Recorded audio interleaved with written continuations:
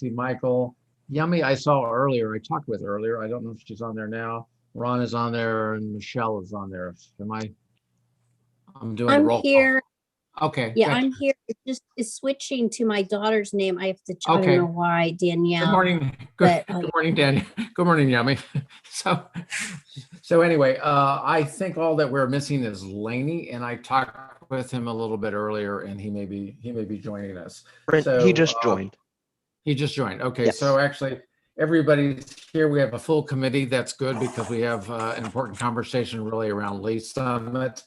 There's an agenda in front of you. If somebody wants to make a motion to approve the agenda, that would be in order. I move to approve the agenda, Michael. I second this, Joyson. Is there a second? Okay. And all those in favor say aye. Aye. Aye. Okay. All right. We have approved agenda. We have some minutes from the prior meeting. They are in board docs, or they're in front of you. Appreciate staff taking them. Is there any correction that anybody needs to make or wants to make?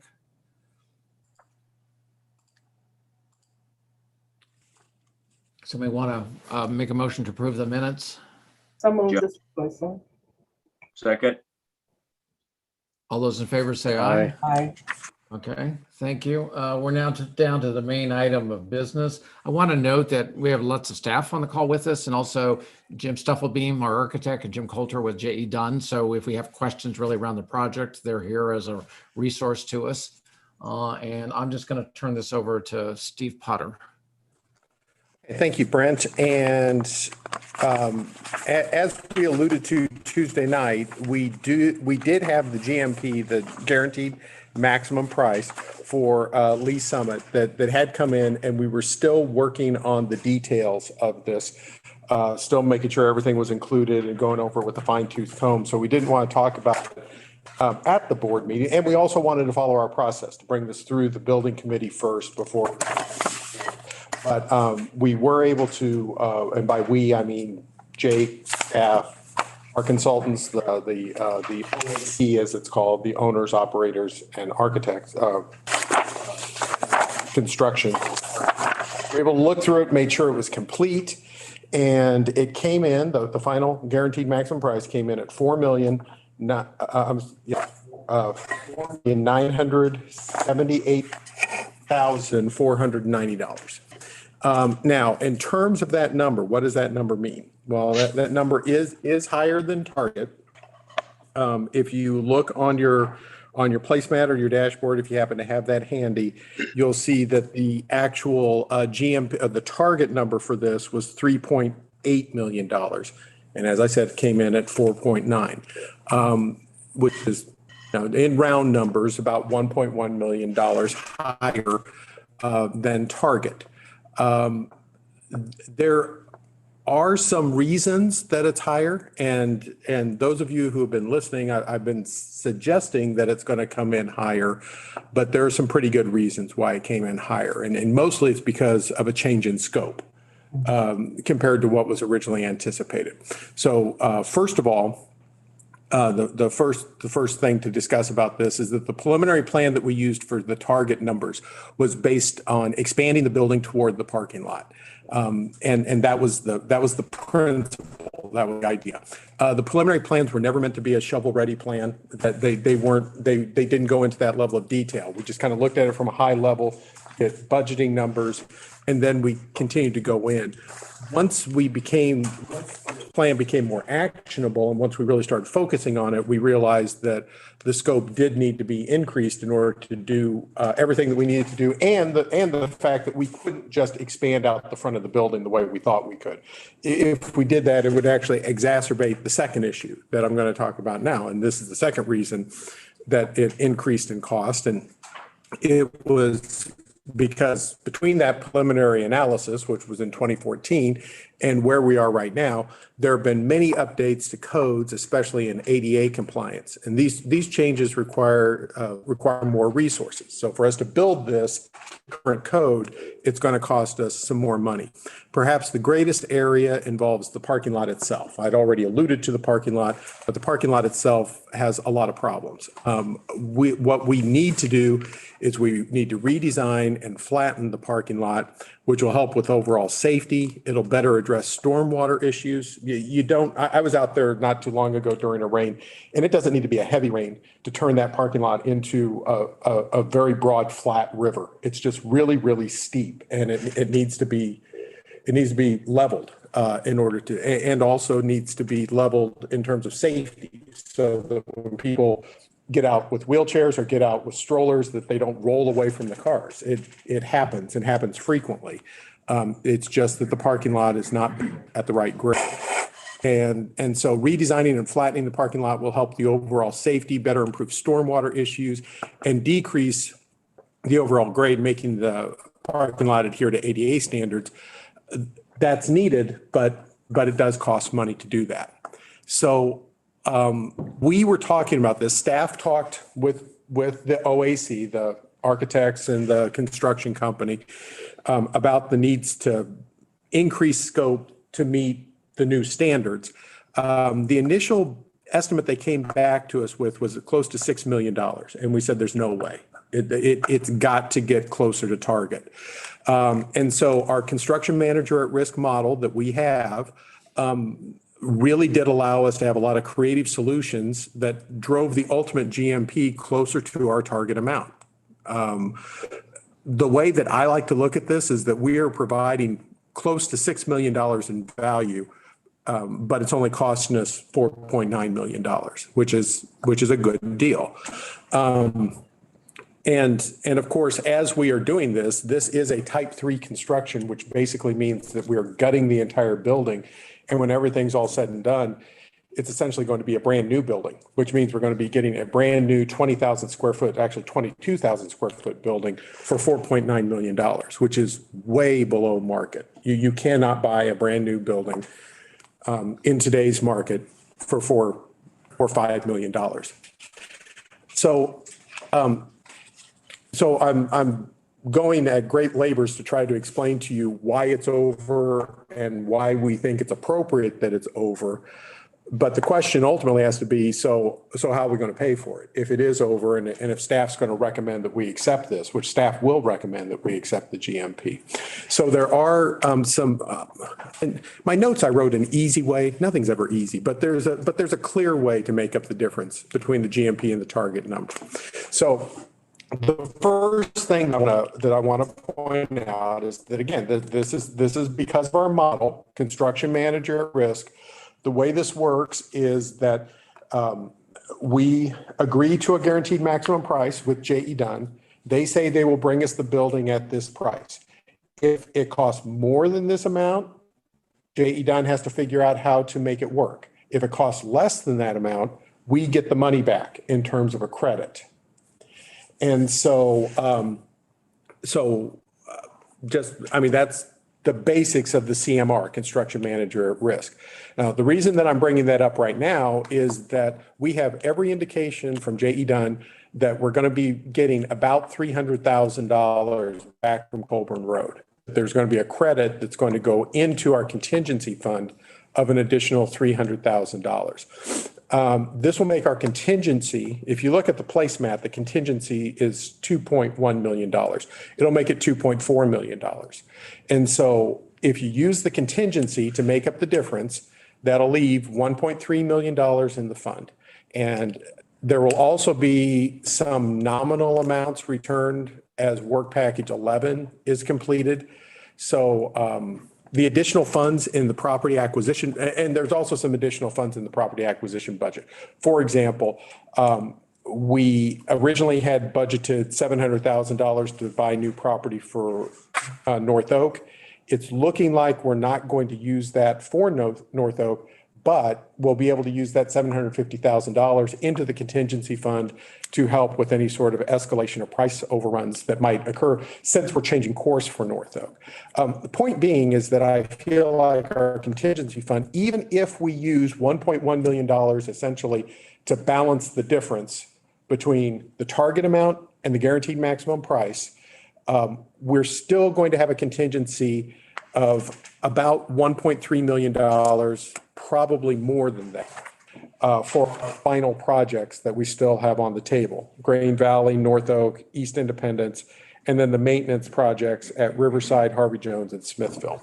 So with that said, the staff does recommend accepting the GMP, guaranteed maximum price, of $4,978,490, and to use $1.1 million from the contingency fund to make up the difference. That concludes staff report. Does somebody want to make a motion and then get a second, then we can discuss it? John, I'll make a motion to approve. Okay. I'll second Mrs. Joyson. Okay. All right. So the matter is in front of us. And so it's just open conversation here. Comments, thoughts, questions? Yeah, the maker has a comment or thought concerning the contingency. It seems like we're relying on the contingency for a lot of things which aren't yet resolved. And I'm thinking specifically of Riverside, and I certainly don't want to talk any details there, but we have to have some room for adjustments in projects not yet completed. And we are pretty sure that we're probably going to have some adjustment in the amount for Riverside. So how do we, the contingency is not endless. What I'm saying is, how do we account for those things? East Independence, for example, is another one which may or may not require some additional contingency reliance. So that's my comment, I guess, or a question. I'm not sure which one it is, but I'm just a little concerned about how far the contingency will stretch. This is Michelle. I'd like to piggyback off of what John's saying, because I've got to be honest, every time we have this conversation, I get a pit in my stomach, because it seems like now we're nearing the end. We know we have big projects, and I'm still not there with Riverside. So I don't know. I absolutely agree with what John's saying. Yeah, this is Michael, and I would like to add my comments to what John said, and I have the same concerns. If we keep tapping into that contingency, I know it's there for a reason, but yeah, how do we justify that with stuff coming up, and how do we address possibilities of having to tap into that even further down the road? So anyway, that's my 2 cents.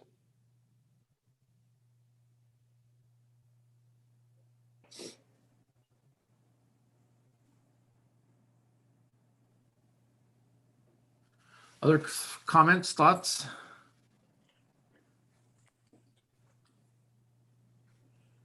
This is Joyson. Brent, I can share a little more. Oh, go ahead, Joycelyn. I can share a little more when you all have voiced your thoughts and concerns. No, go ahead, Steve, because mine is on a little different angle. So Okay. Well, I agree with you. I mean, one of the things that we definitely do not want to do is to be in a situation where we cannot fulfill the project scope that we talked about on day one and even before day one in 2015 and 2016. And so it is important that we not get at the end of this and say, well, whoops, we can't do this project. And the contingency is helping us, ensure that we can make up those differences.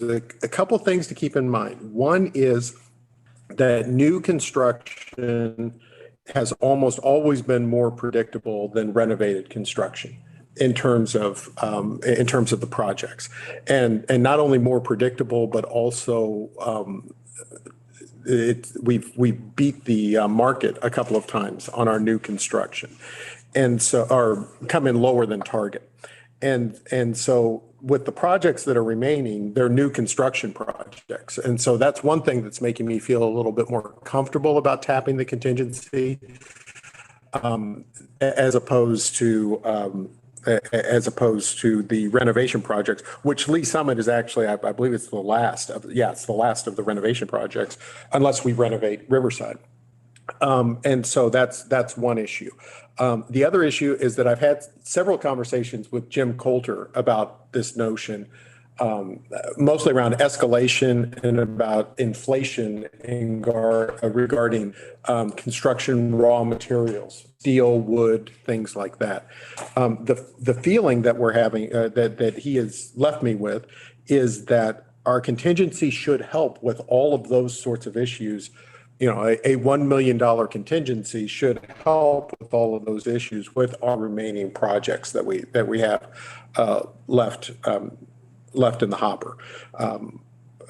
Frankly, if we were, I feel like if we were in a dangerous place with the contingency on this, then we wouldn't be recommending it. Our staff would have continued to work with the architects and construction manager to drive the price even further down. I understand the concerns. I share the concerns. We are watching this very closely. But the other thing to keep in mind about the CMR, the model that we have, is that this is different than the design bid build model that you're used to seeing, where you design it and then someone bids on it, and then you get out in the field and they go, whoops, we missed all this, we need an extra $50,000. That's not the way that our model works. Once we agree to this is the price. And that has been the experience all the way through this process. There's more surety, I guess, is what I'm saying to this, that keeping a bunch of money keeping a large reserve in the contingency is not as, it's necessary, but not as necessary as you would find in a traditional model. Steve, I guess one of my bigger concerns is, I mean, you see it everywhere. I get what we're doing, but you have to be living under a rock not to see what's going on with construction prices. I mean, they're not going to sit there and eat that for us. Obviously, we're paying for it. That's why these prices are going up. I mean, the market's going to reflect it, but I don't know. I just think, I don't know. I just think we need to be a little bit more careful with the taxpayer dollars right now. Yeah, I would like to comment too. I was just thinking the same thing Michelle just talked about, just in talking with people that I know that are in the construction business here around Platte City, and just seeing the prices that homes are selling for and new construction.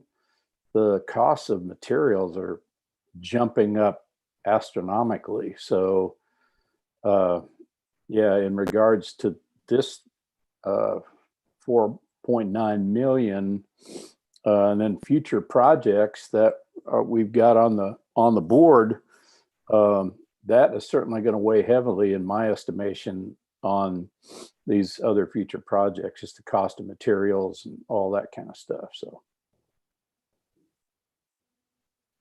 And I agree with that. Obviously, it's one of the reasons why we're handling this the way that we are, with potentially a recommendation of the GMP and then doing a poll of the board and really shortening the time period. I think Jim Coulter's on the call. I think he could verify this.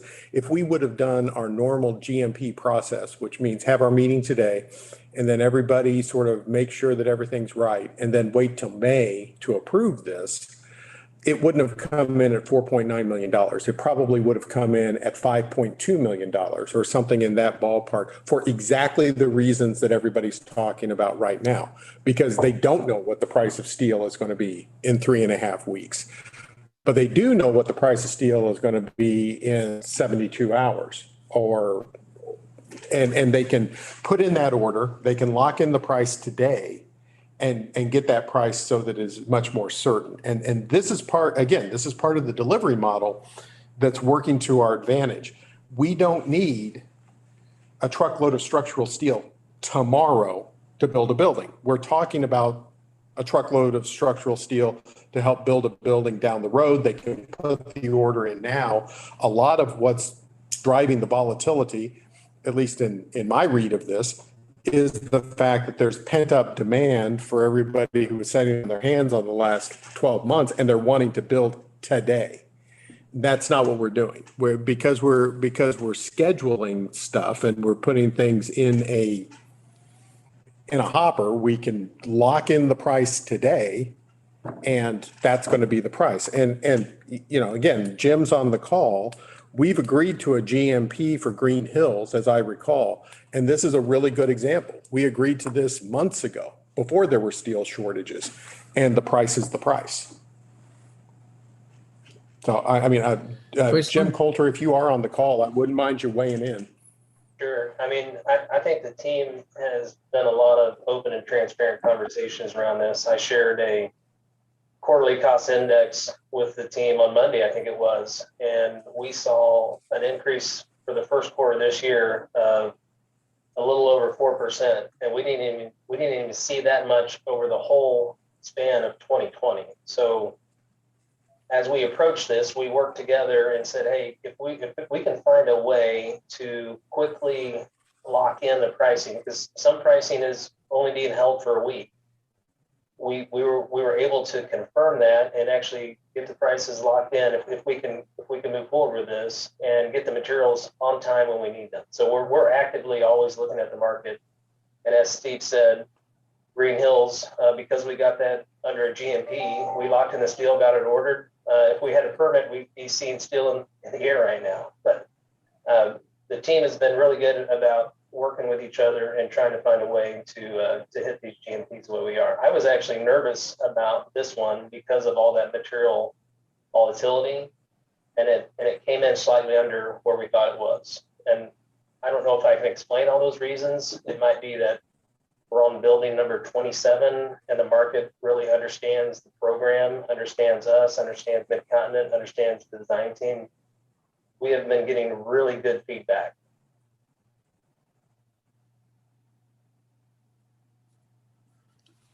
Joycelyn, you were going to speak earlier.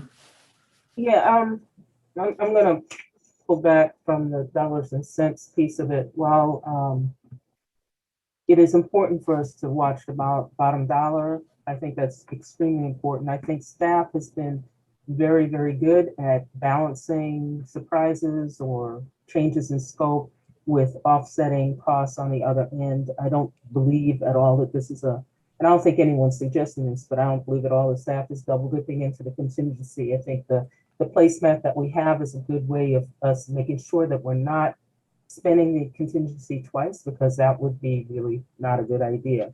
That would be disastrous.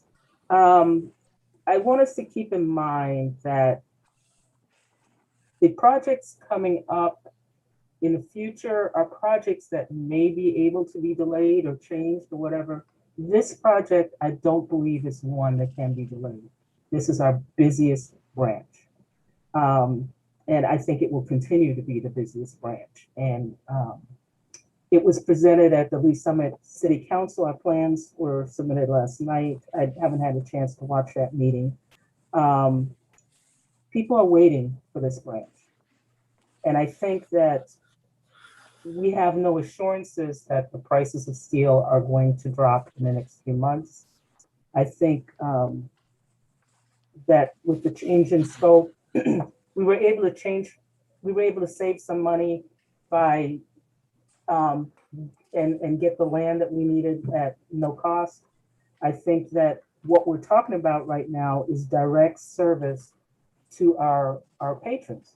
This is our busiest branch. They don't have meeting rooms. They don't have a auditorium or an area for programming that's enclosed. I think that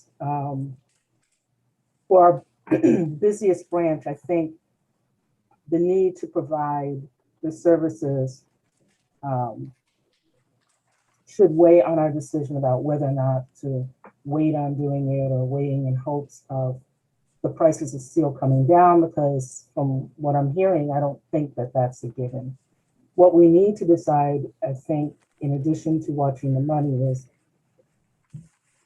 are we getting a good value for the building and the needs of the community? And I think that staff has demonstrated that. I'm a little partial to Lee Summit, but I think this is one of the buildings that really, really needs to be addressed for a variety of reasons. And there's a lot of things that can't be changed in the scope because of ADA, parking lot safety.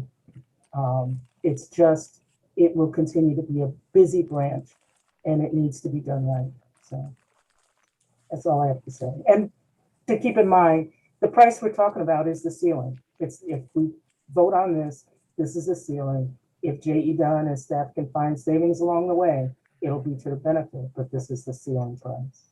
So that's all I have, Brent. Thank you. Let me offer a few comments. This is Brent Schondelmeyer. I looked at our building assessment, and actually this branch had a C- score. It's really one of the sort of lowest scores. And I think Joycelyn made a sound, articulate case. Really, I think our consideration of this is somewhat over-influenced by Riverside. How do we fund the additional money for Riverside? If we went back to our original plan, it was 660 or 7,000. If we knew that that was the case, frankly, that was one of the considerations early on when we started the building program. If Riverside had this desire or hope, we would entertain it, but we really needed to drop it down to the bottom of the building program to see that if we were able to get through everything else and fund everything else. The other branch that's on the program it's a new service location is East Independence. It's a community I live in. There's this 20-year view that somehow there's going to be a population growth in a valley that really hasn't sort of occurred. So when we made our building program, we didn't sort of say we're going to do this building program, but we're going to do it in 4 years. To me, if we'd set that at the outset, I would have found that stunning. But we've been able to proceed on an expeditious fashion.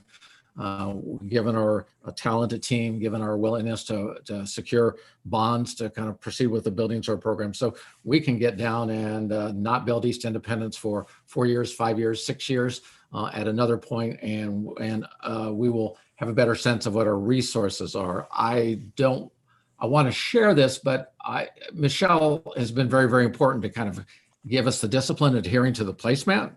Let's try to do everything it is that we can, within the funds that are available. And that's been a very, very helpful tool throughout this. But we transferred, I think it was $4 million from the operating budget to the capital budget by a board action on Tuesday night. So we have resources to fund our building program over a period of time. I'm come down with Joycelyn. I don't want us to sort of say, well, here's where we start. This is a generational investment in one of our top usage libraries, and other libraries that follow behind this, in some senses, may not have the benefit of, be disadvantaged by being at the last of the list, but in some senses we put them at the last of the list for what I want to suggest were thoughtful and strategic reasons. So I'm hoping that we can be supportive as a building committee of this sort of proposal. Understand each one of them is going to have the same sort of conversation as we get down to the end of our program and as we start getting down to the end of our budgeted resources. Yeah, and I'll just as John, I'll just have to say, Joycelyn, thank you. You played your normal role of reminding us that it's more than dollars and cents that we're dealing with here. It is trying to give service this promise to patrons. And I think we all know that the present library in Lee Summit is abysmal. Is the only way I could put it. It's unseen. It's difficult to use, and yet it's the highest circulation library. I think that's still true, is it not, Steve? That is correct. It's the highest circulation library in our complex of libraries, and so we do have to consider that. And I just thank her for reminding me about that that issue. That doesn't solve the problem, but I do think that they presented an excellent case for proceeding with this. It's the best we're going to get for a library that's badly needed for upgrading. Yummy or Ron, comments, questions? I just had a question. I almost hesitate asking this, but I'm just to follow through the numbers. The bid's coming in at $5 million. We've already allocated. We have money in the bank of 3.9 million. So we've got 1.1 million spread. Is that right? Correct. Okay. We have $300,000. We have savings from Colburn Road land. So now we're down to 800,000, and we're saving money from not having to have a land acquisition for North, so that $800,000 is going down more. So I'm just wondering about the magnitude of the dollars that we have to possibly tap into the contingency fund, as well as the fact that, as Brent mentioned 2 nights ago, we had a couple million made available. So I just, again, I want to know I'd appreciate knowing how much really is not accounted for in the 5 to 3.9, then take away the other savings that we've recognized or realized, and then how much really are we looking for? I rambled a lot. I apologize. Well, just John again. It's a hard decision to make. It really is, because we know that we're still facing some decisions on 2 libraries that were mentioned, and I may be missing some things too. I'm also remembering that we had some sales, and I don't know the dollars from the sales. Steve, you might help me to remember that. I remember the $750,000 for Liberty, which came into, and was that put into the contingency, or how was that absorbed by the not in the contingency, but in the capital projects fund. So the $4 million that was transferred Tuesday night went into the general capital projects fund. About 3 million of that satisfied the remaining funding of the 100. So if you look at the placemat where it says total, right underneath, JE done 125 of 18, all the way down at the bottom, all the way at the bottom of that column, it says $113 million. That $113 million was fully funded by 3 of the $4 million that was transferred Tuesday night. The remaining 1 million was put in the capital projects fund, along with the $750,000 that John's talking about for the sale of the Liberty branch, for building maintenance and to start getting us on top of things. Or if you want to look at it another way, theoretically, that could be added to the contingency. It would increase the budget. I'd recommend that we not do that. I'd recommend that we stay on this budget until we can't stay on this budget. But yeah, there's, just off the top of my head immediately, there's $1.75 million setting unaccounted for in the capital projects fund, that the goal is to use that fund, that money potentially in 4 or 5 years, to start fixing parking lots and things like that. But theoretically, that is additional funding that is setting in there that's unaccounted for. The actual delta that Ron's talking about, yeah, is about $800,000 ballpark, between the amount that's coming in from Colburn Road and what we're actually tapping the contingency for. It's about $800,000. So this is Brent. I have a question for Mr. Stufflebeam and the other Jim Coulter. Is there a sense on North Oak whether we will come in with our placemat figure because we've not had a change of scope there? What's happened on Lee Summit is we had a change of scope warranted by other considerations when we got into it. To ask the question cleaner, can we anticipate North Oak coming in at a higher amount, similar to what our experience here is with Lee Summit?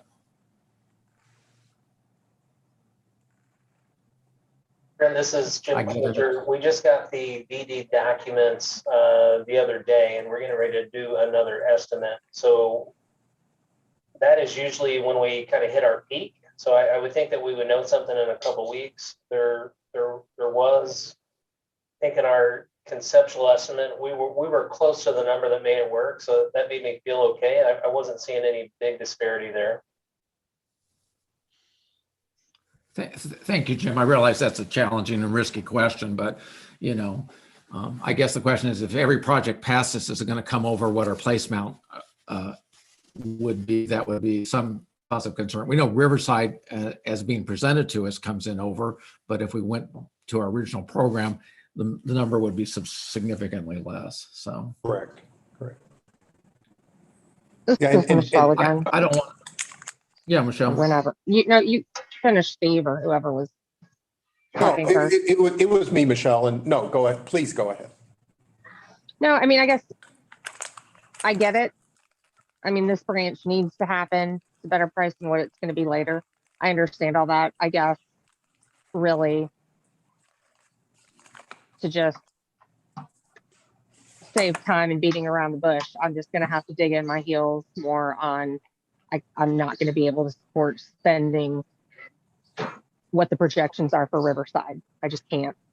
So I'm just going to say that I'll support this one, but I can't do it the way that the other one is. That gives me anxiety at night. I can't do it. So that's where I'm at.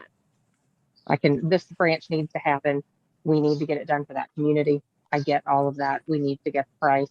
As long as we're not going to get hurt, fine.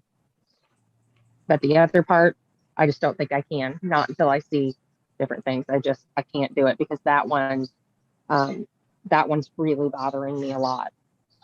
So that's what I got. All right. I'm going to ask for any additional comments or questions, and then I'm just going to call for a vote. I have maybe one additional question or comment. This is Michael. So once Colburn Road opens back up, what impact is that going to have on, Lee's Summit?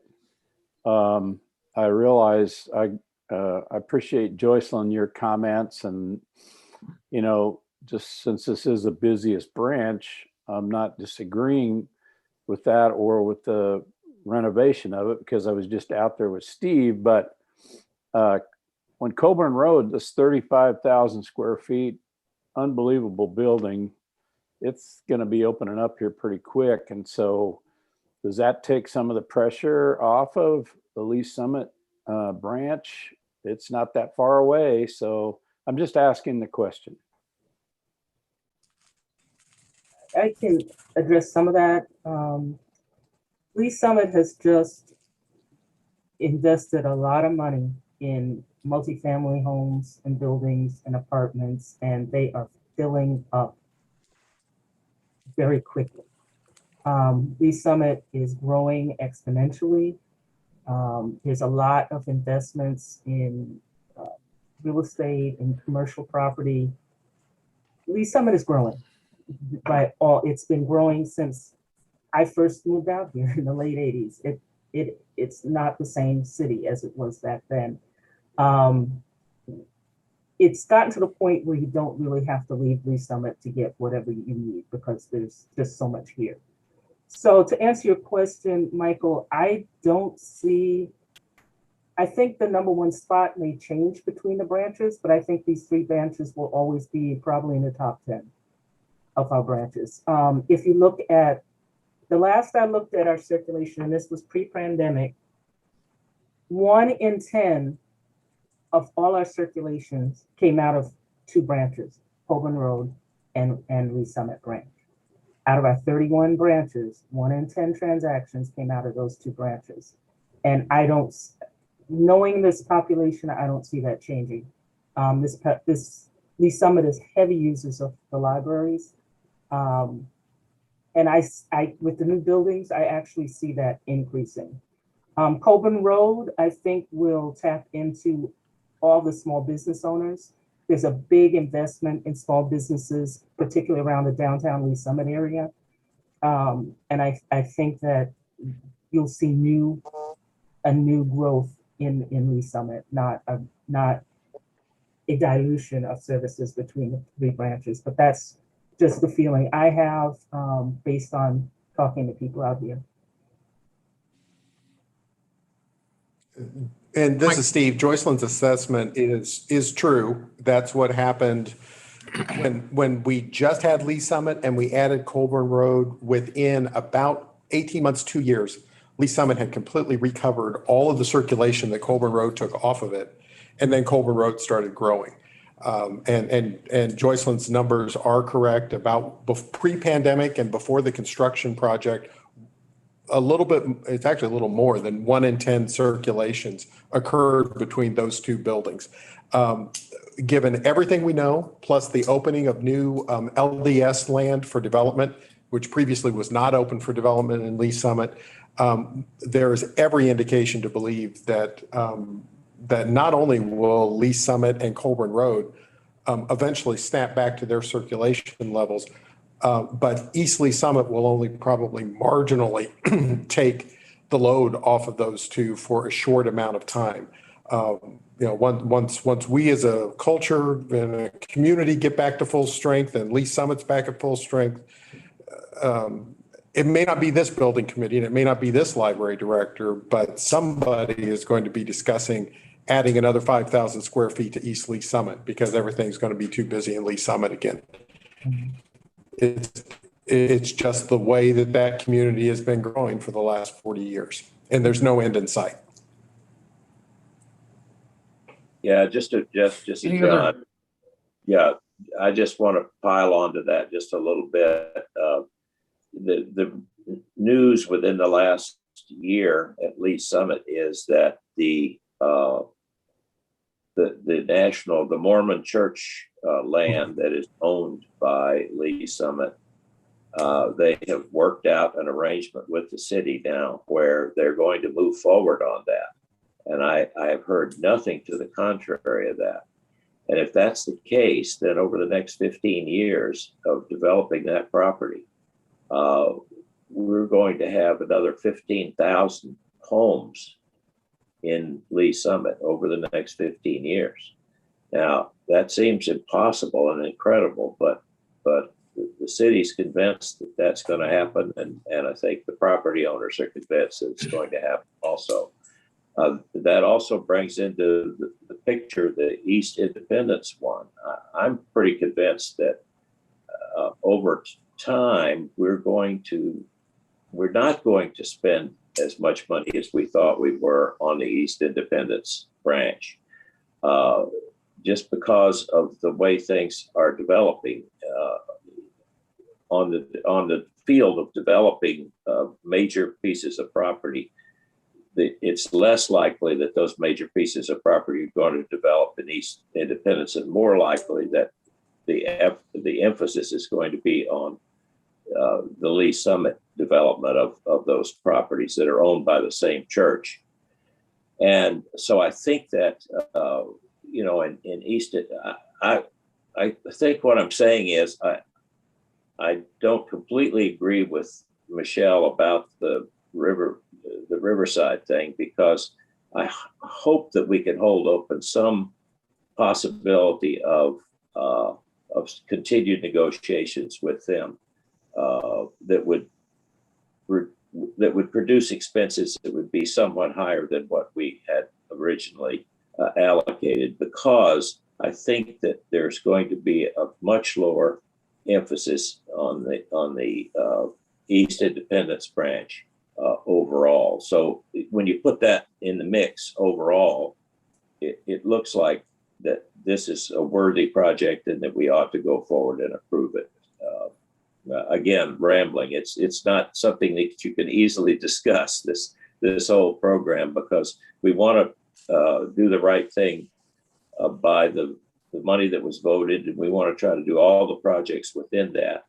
And I guess what I'm saying is I think we will be able to do that even with this approval without a concern. And I still think that we can save room for negotiations with Riverside. Okay, thank you, everybody.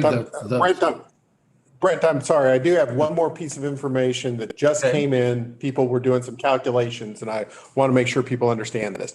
Is that typically speaking, if we're dealing with an owner's contingency amount on a project our size with the amount of work left to go, it would typically be about 5% of the 113 million. And so looking at what that amount is, and I don't know the hard number because I wasn't supplied with the hard number, but the $2.1 million, or I'm sorry, the 1 million plus that I mentioned would still be remaining in contingency is well ahead of the industry standard of 5% in contingency for a project of this size at this point in time. Okay. Very thoughtful conversation. Go ahead, Ron. Brent? Yeah, Go ahead. I guess I had some thoughts that are maybe somewhat parallel to what Michelle said. I'm picking up a lot of populations and numbers and directions towards matching library capacity with those numbers.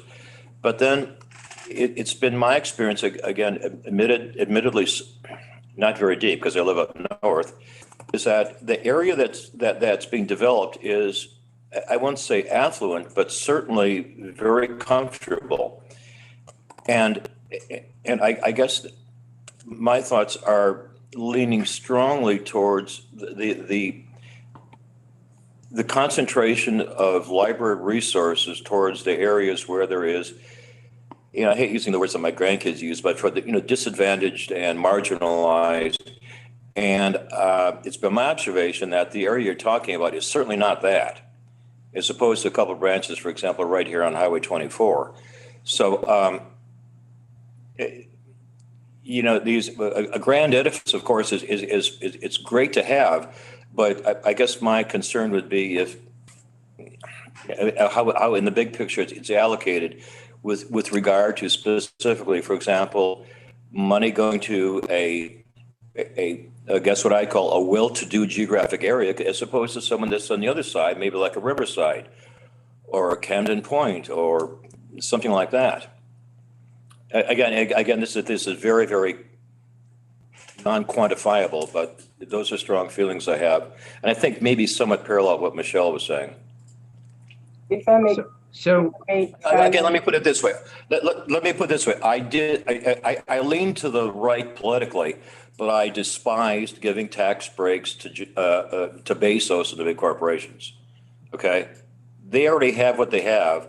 Why should everybody else pay for that which has greater appreciation, maybe appreciation and efficacy elsewhere?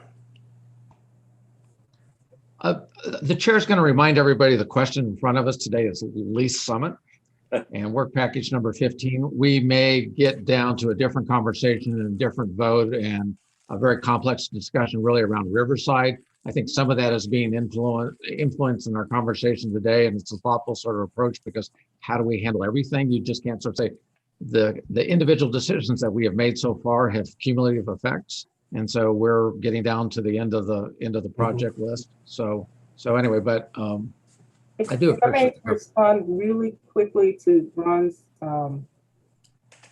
question about Lee Summit and affluence.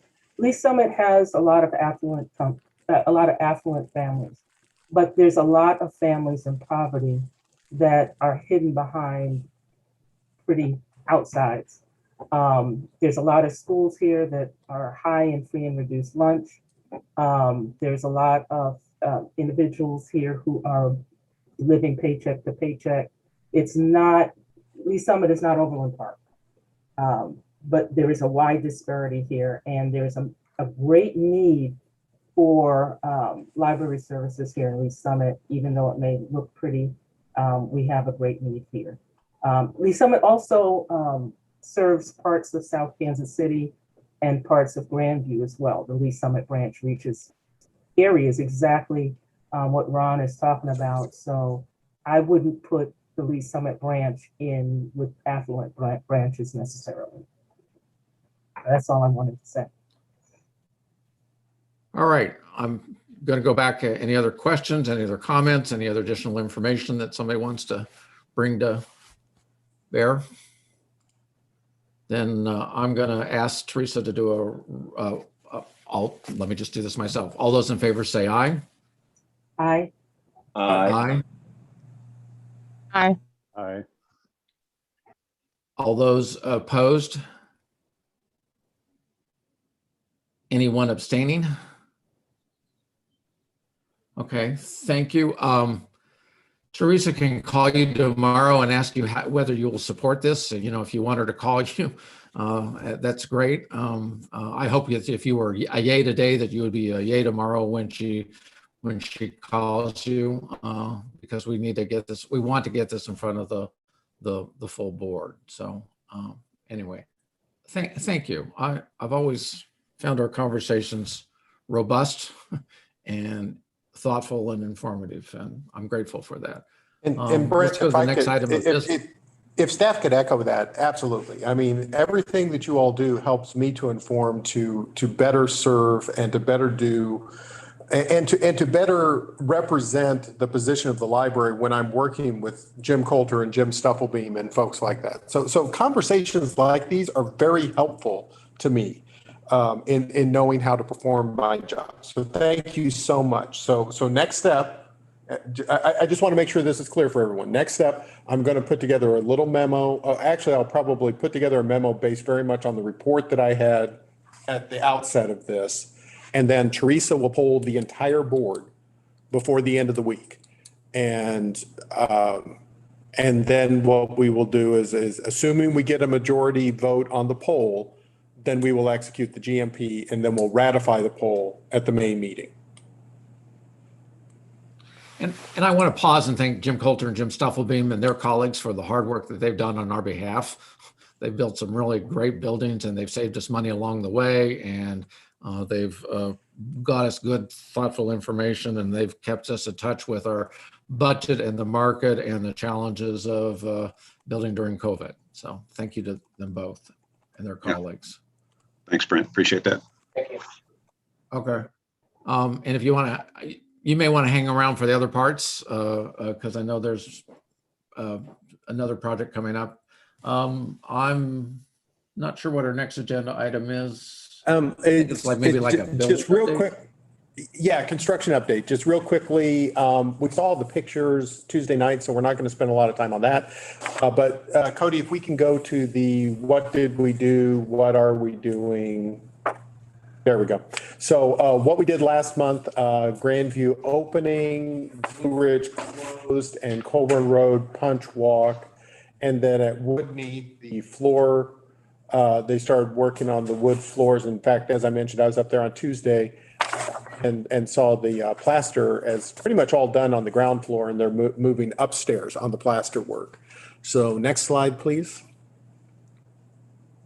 What we're doing this month is the substantial completion at Colburn Road, which occurred on the 12th, and then Lee Summit Branch was out for bid, as you all know now, and we just recommended the GMP. The Woodneath Homestead, they're working on the trim and the doors. In fact, saw the doors in place, and they're really nice. And installing the fire shutters and refinishing. They hadn't started refinishing the wood floors. They had them all sanded down and look incredible. Best estimate is it's probably the first time we don't believe that the wood floors that we're refinishing are original. They think that they were probably redone in the 1880s. So this is probably the first time that that bare wood has seen the light of day since the 1880s. Was kind of what was our feeling. So next slide. What's coming up in May? Closing of the Lee Summit branch. And why are we closing the Lee Summit branch? Closing the Lee Summit branch because we have to move the collection and we have to move the people into Colburn Road so that we can have our soft opening of the Colburn Road branch on May the 26th. And that was always the plan, that we moved Colburn Road to East Lee Summit. And now we're moving Lee Summit to Colburn Road. And when we're finished with Lee Summit, that's when, when we're finished with Lee Summit, that's when we're going to be hiring new staff, which we approved that concept in the personnel budget, as well as buying new materials to put in that building. So that's why that's happening right now, is even though we just approved Lee Summit, we need all of those resources to reopen Colburn Road right now. And then at Woodneath, painting the walls and the ceilings and installing the carpet where carpet's being installed. So that is the construction status. Okay, any questions about that? I think the next item of business is a closed session.